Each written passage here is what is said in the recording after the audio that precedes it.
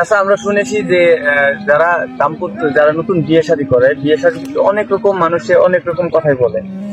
তোমার ক্ষেত্রে তুমি যে বিয়ে শাদী করছো, কতটা প্রবলেম, বিয়ে করার পর কতটা প্রবলেম ফেস করছো, আর কতটা মানে মানে ভালো হয়েছে মেয়েটা দর্শকদের কাছে তোমার অনুভূতিটা প্রকাশ করা, এটাই।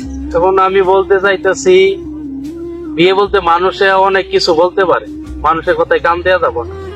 বিয়ে করছে নিজের স্বাধীনতা, নিজের স্বাধীনতায় বউ চালামো, সব চালামো, সব হইলো নিজের কাছে।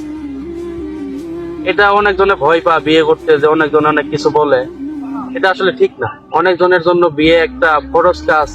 এটা বয়স উপযুক্ত হওয়ার পরে এই বিয়েটা মানে বন্ধ রাখা ঠিক না।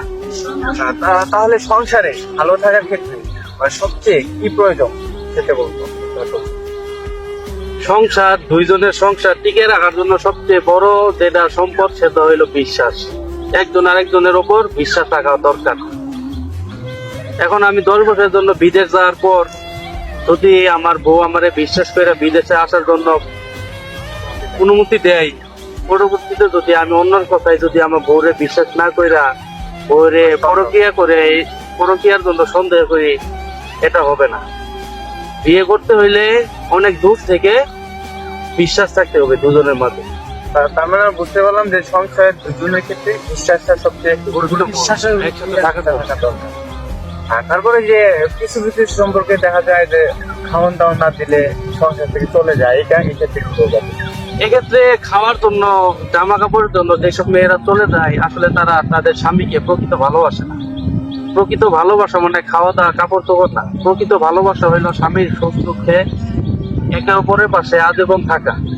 এখন দেখা গেল একদিন না খেয়ে থাকলে অনেকজনে চলে যায়, তাহলে ওই মেয়ে আসলে ওই ছেলেকে প্রকৃত ভালোবাসে না।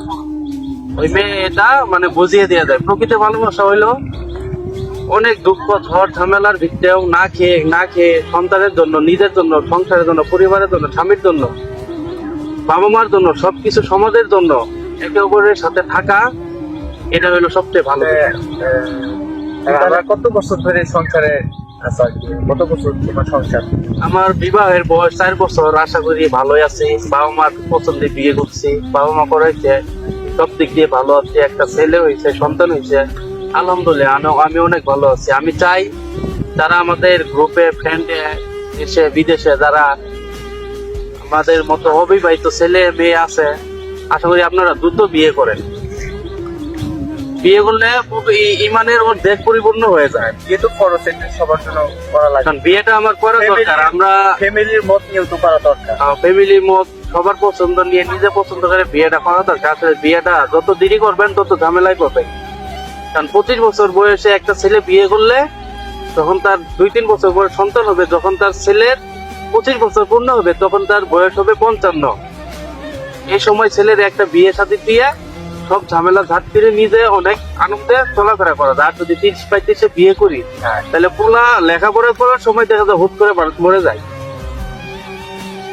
কিছু কিছু ক্ষেত্রে দেখা যায় তোমার বিবাহিত জীবনে অনেক জনের নানা রকম কথা বলে, বলে কি গুজব? আসলে কি গুজব সেটা? আসলে এখন বলতে, এখন স্বামী স্ত্রী অনেক ঝামেলা বা গোপন সমস্যা থাকতে পারে, এসব কিন্তু কোনো ছেলে মেয়ে বা স্বামী স্ত্রী কারো কাছে শেয়ার করে না। এসব বাহিরের মানুষ নানা ভাবে নানা কিছু কথা এই সেই বলে মানে সমাজে বিভ্রান্তি সৃষ্টি করে, তাদেরকে সমালোচনা করে। আসলে এই জায়গায় অনেক কিছু থাকতে পারে যেটা আমরা সরাসরি ডাক্তার বা অন্য কারো কাছে শেয়ার করলে সমাধান পেয়ে যাইতে পারি, কিন্তু সমাজের লোকেরা আসলে এসব কিছুই জানে না, এসব আরো গুজব ছড়ায়।